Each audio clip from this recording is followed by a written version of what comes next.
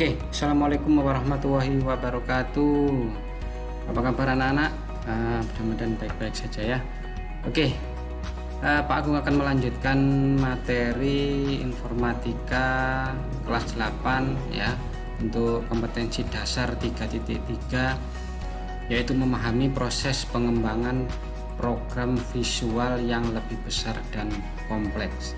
Ya, jadi untuk materi berikutnya setelah kemarin tentang jaringan komputer, nah saat ini Pak Agung mungkin agak terlambat ya, karena memang ini ternyata materinya agak mengulang sedikit yang pernah kalian pelajari di kelas 7.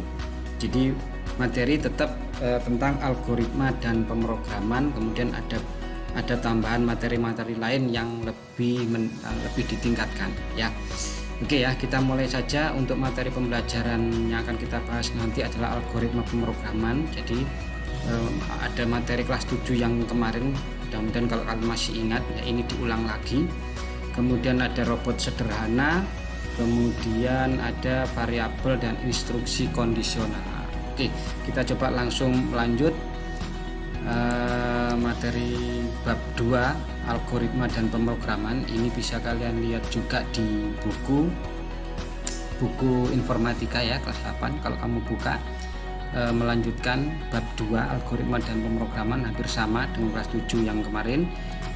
Nah, ini juga hampir sama, Pak Agung ngambil mengingatkan lagi, mudah-mudahan masih ingat ya, tentang pemrograman visual, apa itu pengertiannya.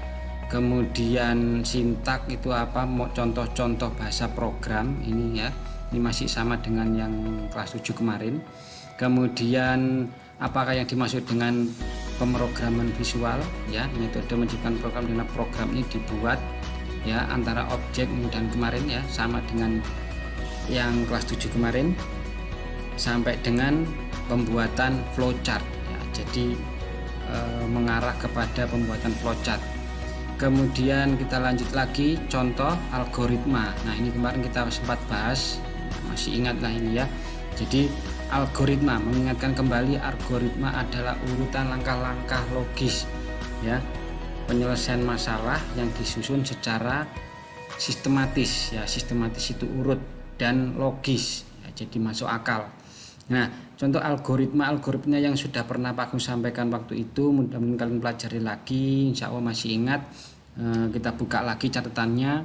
Ini ada contoh paling sederhana kemarin, contoh ketika ingin makan, ini sudah Pak Agung bahas waktu lalu ya. Jadi langkah-langkah inilah yang dikatakan algoritmanya ya, sampai dengan terakhir selesai. Ini contoh algoritma ketika makan. Dan algoritma lainnya yang sudah pernah Pak Agung sampaikan dulu, mudah-mudahan masih ingat.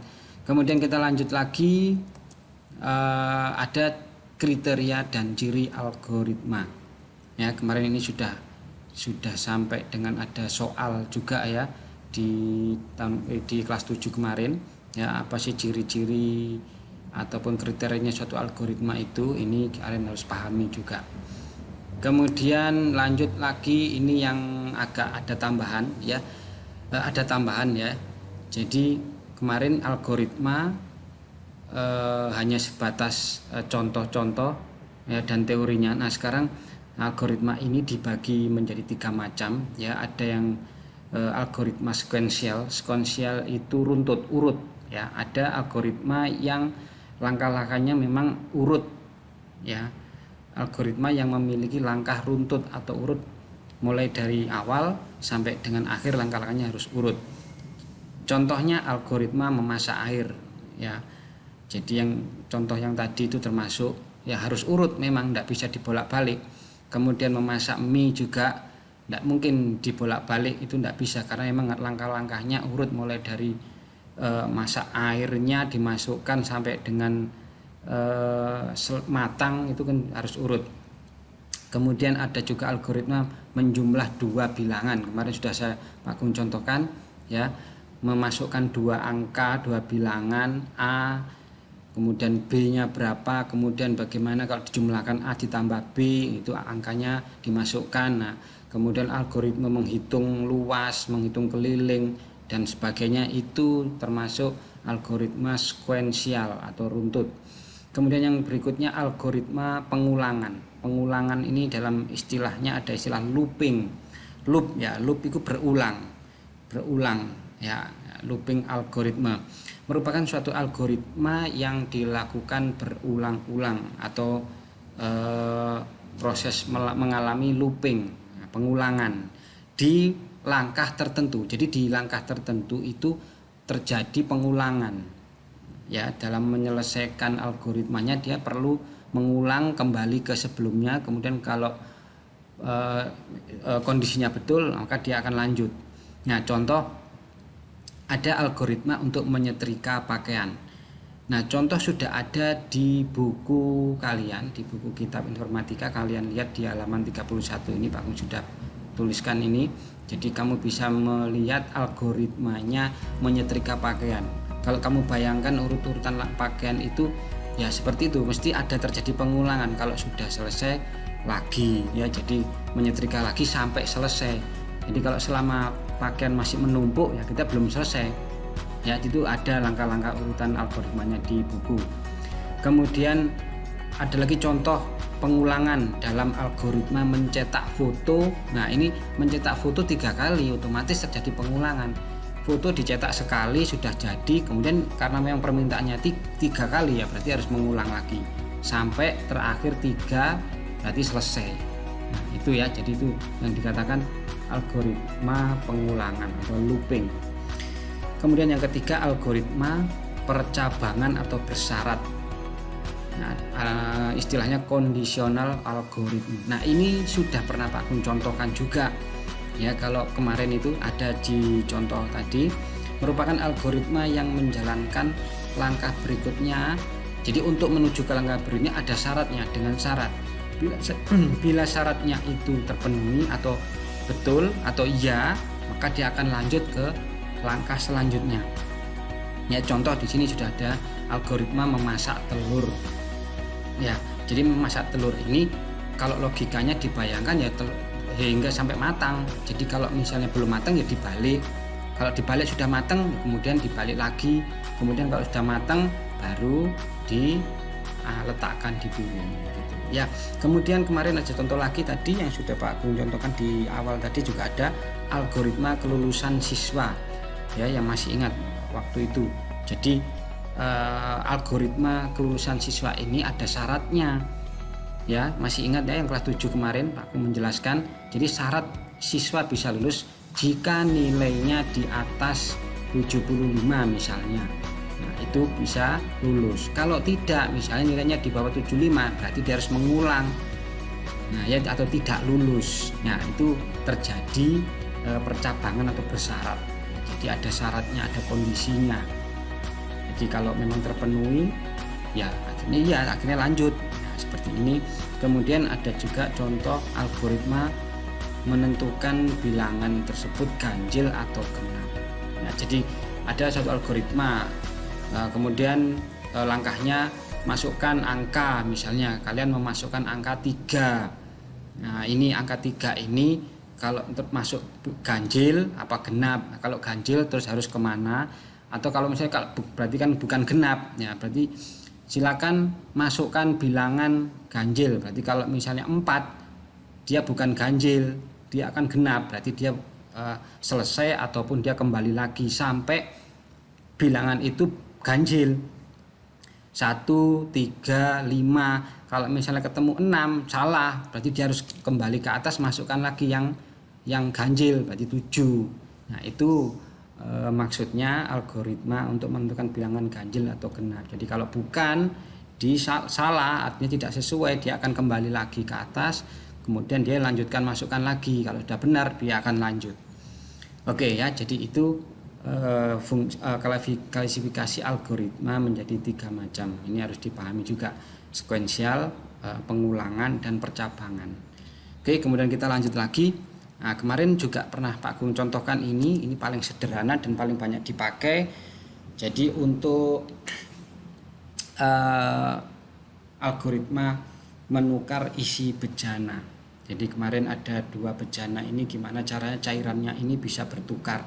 Nah, di sini sudah Pak Agung ingatkan lagi, butuh yang namanya bejana C ya, atau gelas C, gelas yang lain untuk memindah sementara ya. Kemarin kalian pasti masih ingat. Oke ya, jadi hasilnya seperti ini Pak Agung sudah gambarkan. Kemudian deskripsinya, jadi algoritmanya, deskripsinya ditulis dalam bentuk begini, tuangkan, kemudian ini dijelaskan sampai yang terakhir, akhirnya bisa ditukar bejana A dan bejana B. Oke, sekarang kita lanjut lagi. Nah, ini contoh-contoh algoritma dulu yang pernah Pak Agung terangkan. Kemudian kamu sudah juga mencatat. Ini contoh algoritma secara urut, sekuensial ya, menghitung luas.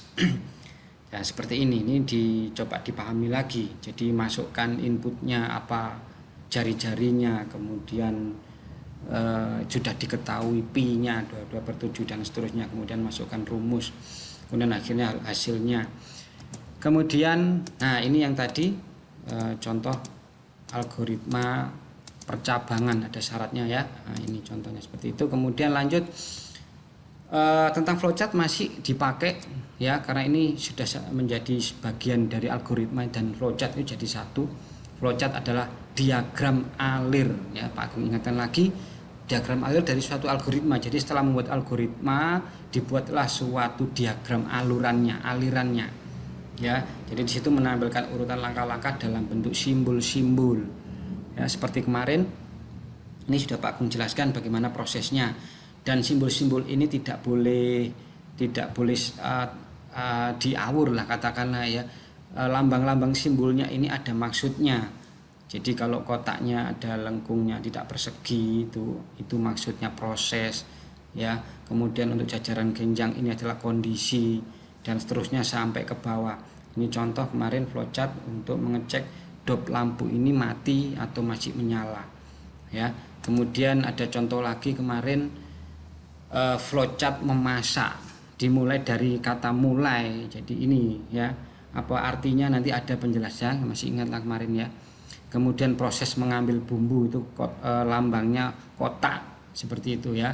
Kemudian proses meracik, kemudian mengolah itu masih seperti itu. Kemudian ketemu dengan percabangan ya, jajaran genjang, di sini ada kondisi. Kalau terasa asin ya berarti lanjut langsung, kalau belum ya ditambah lagi garamnya, seperti itu sampai selesai ya. Itu flowchart. Kemudian ada arti dan simbolnya masing-masing. Jadi itu kemarin sudah Pak Agung tanyakan di soal ya.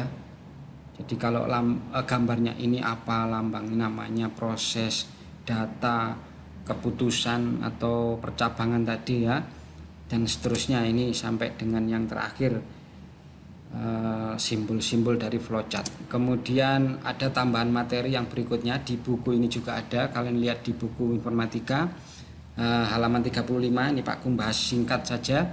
Jadi ada macam-macam jenis robot sederhana yang sudah sebenarnya kalau memang ini dibuat ya ini membutuhkan biaya besar. Jadi Pak Agung repot kalau mau menjelaskan secara detail, harus menunjukkan robotnya, pembuatannya, bagaimana prosesnya ya.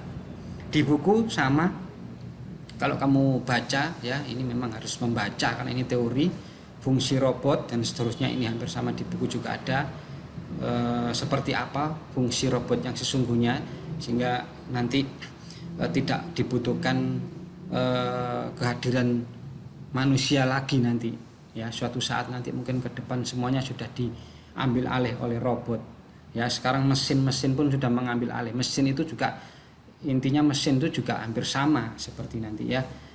Mesin di pabrik, pembuatan apa saja hanya tinggal tombol aja manusianya. Kemudian yang melaksanakan adalah mesin atau robot itu. Nah kemudian ada komponen dasar robot. Jadi ada komponen utama yang harus dimiliki setiap robot itu, karena kalau tidak ada ini dia tidak mungkin bisa jalan dan tidak mungkin berfungsi ya. Ada komponennya berupa manipulator, kemudian ada sensornya, ada controller atau penggeraknya, untuk menganalisis juga ada ya, itu termasuk bahan-bahannya. Kemudian untuk konversi, untuk dayanya, jadi untuk tenaganya dia bisa berjalan itu butuh power ya. Jadi 4 komponen dasar robot ini. Kemudian contoh-contoh robot sudah ada di buku kalian juga, kalau mau menambah referensi silahkan, ini juga perlu Jadi macam-macamnya Pak Agung sudah tampilkan. Ada robot jenis mobile yang bisa berjalan, bergerak ya, untuk membantu manusia lah biasanya, untuk memudahkan pekerjaan.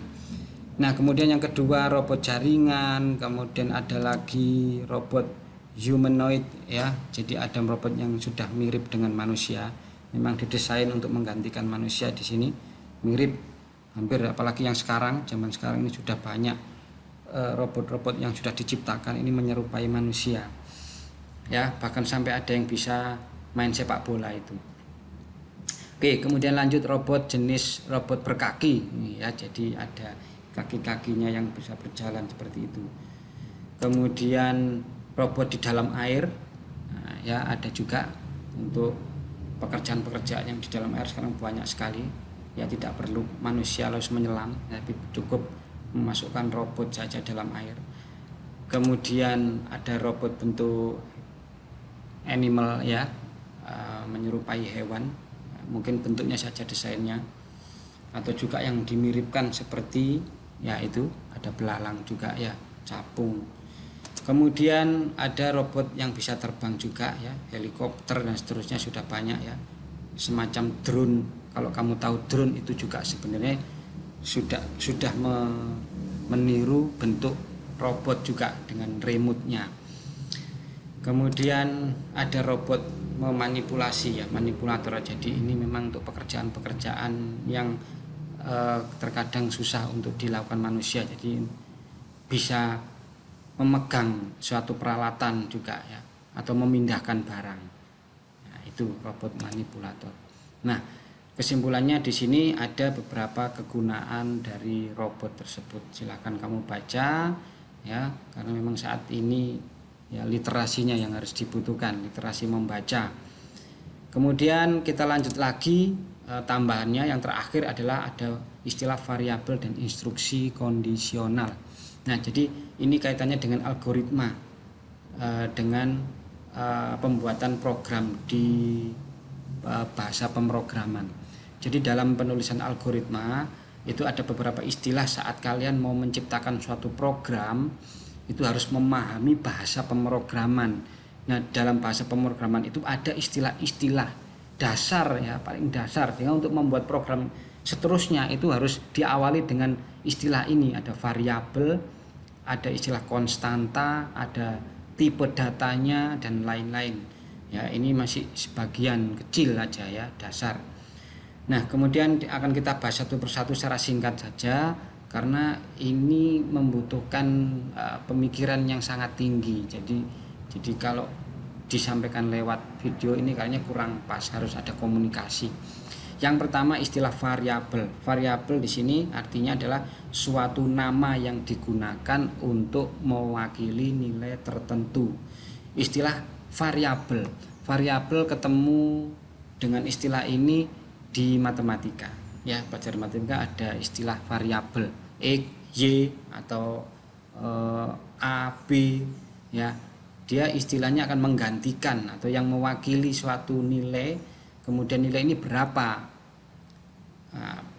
nilainya, nah, diwakili dengan contohnya ada X dan Y. X sama dengan 3, Y sama dengan 4. Nah, disitu sudah ada contohnya ya. Nah, maksudnya X ini mewakili nilainya berarti 3, kalau Y nanti nilainya adalah 4. Jadi nanti kalau ada proses perhitungan disuruh memasukkan angka, misalnya X ditambah Y atau X dibagi Y, ya berarti silakan dimasukkan angkanya. X-nya itu 3, Y-nya 4. Nah, itu namanya variabelnya. Nah, oke, kemudian kita lanjut yang berikutnya. Ada aturan penulisan variabel dalam bahasa pemrograman. Jadi ini lebih tingkat lanjut lagi ya, seperti KD-nya tadi. Jadi kalau kita bahas tentang variabel, saat kita menuliskan di aplikasi bahasa pemrograman, saat kita menciptakan suatu program, nah, ada syarat-syarat untuk menuliskan variabel tersebut. Jadi tidak hanya sekedar nulis X sama dengan ini Y atau apa digantikan nama apa gitu. Nah, ada aturannya. Ini yang pertama adalah penulisan variabel ya, tulisannya atau teksnya itu harus case sensitif, artinya huruf besar dan huruf kecil ini berpengaruh ya. Jadi kalau misalnya memang huruf kecil dan huruf besar ada dua, ini dikatakan dia sendiri-sendiri. Ya, jadi kalau misalnya ada contoh tulisan nama dengan N kecil, kemudian ada lagi variabel nama dengan N besar, ini adalah dua variabel yang berbeda. Ya, jadi makanya berhati-hati, ini namanya case sensitif. Jadi kalau huruf kecil ya harus huruf kecil semua, kalau memang ya dipastikan jangan sampai sama. Oke ya. Kemudian berikutnya syaratnya adalah variabel penulisannya tidak boleh ada spasi. Apabila ada dua kata, ada dua suku kata, itu tidak boleh ada spasi dalam menuliskannya atau mengetikkannya. Nah, lebih baiknya disarankan menggunakan tanda underscore. Jadi atau digabung boleh. Jadi kalau misalnya dipisah harus diberi underscore istilahnya ya dalam pengetikan underscore, atau kalau emang tulisan itu bisa digabung silakan digabung saja. Nah, misalnya contoh seperti ini.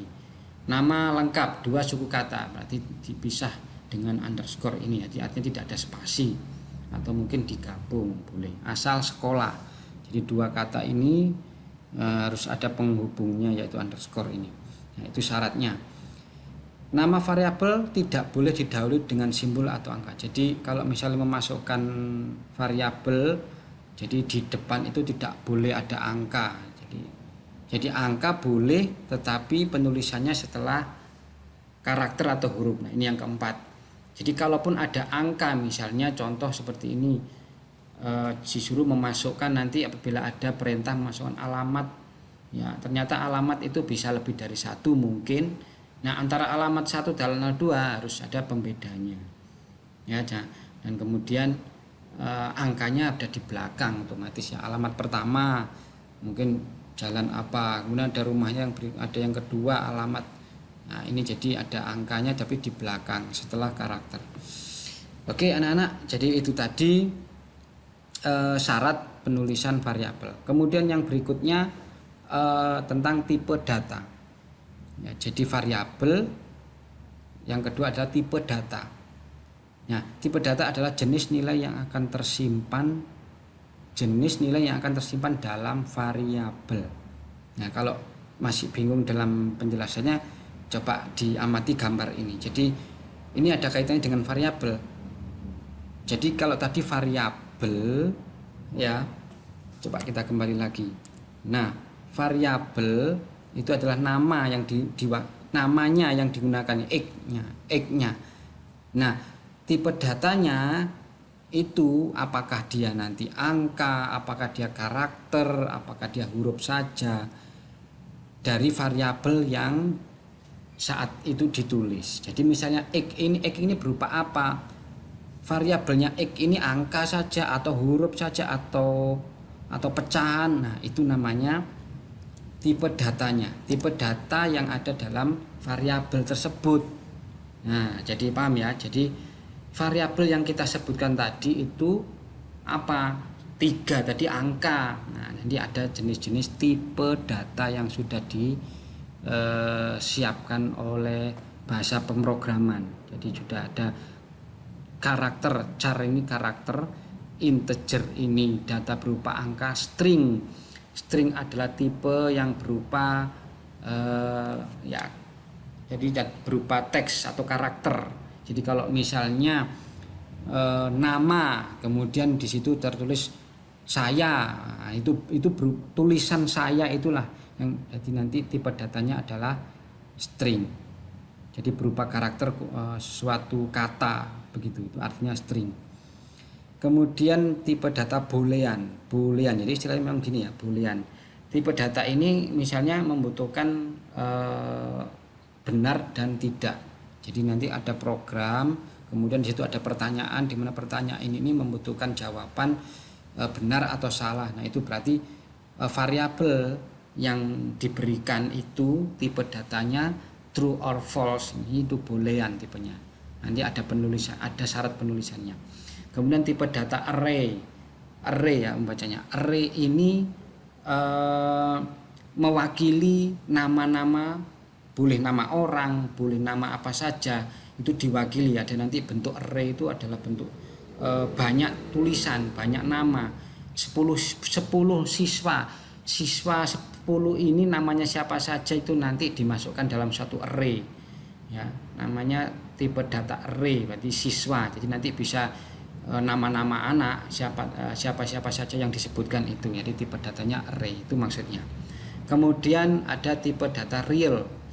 Real ini kalau misalnya nanti ada suatu program nanti ada pengisian bentuk desimal atau pecahan. Nah, berarti angka-angka yang berupa pecahan atau desimal ini tipe datanya, variabel yang dimasukkan nanti harus real. Ya, namanya real. Nah, bagaimana Pak cara penulisannya dalam bahasa program? Ini kalau kita bicara lebih jauh lagi, saat kalian sudah siap membuat suatu program, kemudian ada aplikasinya. Nah, saat membuat suatu program paling sederhana saja, kita mau menampilkan data, kita mau menampilkan suatu data. Nah, dalam suatu program bahasa pemrograman itu kita harus memberikan definisi awal. Nah, seperti ini yang dimaksud variabel itu. Penulisan variabel di program itu yang pertama misalnya int itu kepanjangan dari integer. Nah, integer ini data berupa angka. Jadi kalau integer itu angka, kalau karakter itu char atau string boleh. String ini berupa suatu kalimat atau kata yang banyak lebih dari satu. Ya, jadi di sini ada misalnya variabel dimasukkan int usia sama dengan 13. Ya, artinya kalau ada tulisan int berarti tipe datanya adalah angka. Sedangkan variabelnya yang dimaksud nanti kita pengennya ada memasukkan usia. Disuruh memasukkan usia. Nah, berapa usianya di dalam variabelnya, nilainya berapa usia ini 13. Nah, seperti itu. Jadi nanti akan muncul, kalau misalnya dijalankan nanti akan muncul usia 13. Kemudian yang berikutnya ingin mengetahui jenis kelamin, karena jenis kelamin ini adalah laki-laki atau perempuan dan biasanya pengisiannya itu singkat. Kalau enggak L ya berarti ya P. Ya, hanya satu karakter atau huruf saja berarti tipe datanya char. Jadi penulisannya di depannya char, kemudian baru di sini variabel. Persyaratan variabel tadi penulisannya tidak boleh ada spasi, makanya diberi underscore. Ya, jadi ini variabel. Tipe data ini variabelnya, jenis kelaminnya apa? Laki-laki. Jadi sudah ditentukan, misalnya nanti ada nama, usianya berapa, 13-nya muncul, jenis kelaminnya apa, langsung muncul laki-laki. Kemudian ada tinggi badan di sini juga berupa angka ya, makanya tipe datanya int atau integer. Kemudian ada angka yang diminta adalah berupa desimal, berarti nanti suatu ketika karena berat badan ini tidak mesti harus bulat ya angkanya ya, jadi mesti ada koma. Nah, otomatis nanti harus tipe datanya harus yang berupa desimal, di sini real. Oke, anak-anak, itu tadi yang kedua tipe data, dan materinya untuk sementara cukup sampai variabel dan tipe data tadi. Ya, selebihnya nanti kalian bisa lihat di buku kitab. Untuk soal-soalnya Pak Agung akan berikan pada hari Senin nanti ya, mulai langsung mengerjakan soal-soal yang ada di buku bisa, atau nanti Pak Agung memberikan soal.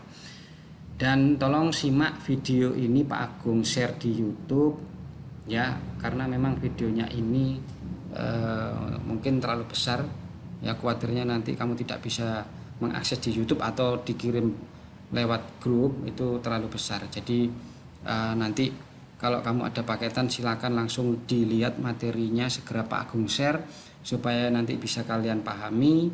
Kemudian hari Senin Pak Agung sebar soal-soal yang harus kalian kerjakan untuk bisa mendekati PAS-nya ya, karena ujian PAS-nya tanggal 30 sudah harus dimulai. Jadi materi ini harus segera dikerjakan. Oke. Gitu ya anak-anak. Oke, sampai ketemu lagi. Kalau memang ada pengumuman berikutnya nanti Pak Agung sampaikan lewat GCR-nya ya. Oke, silakan simak di YouTube. Insya Allah tayangannya Pak Agung segera share. Oke, assalamualaikum warahmatullahi wabarakatuh.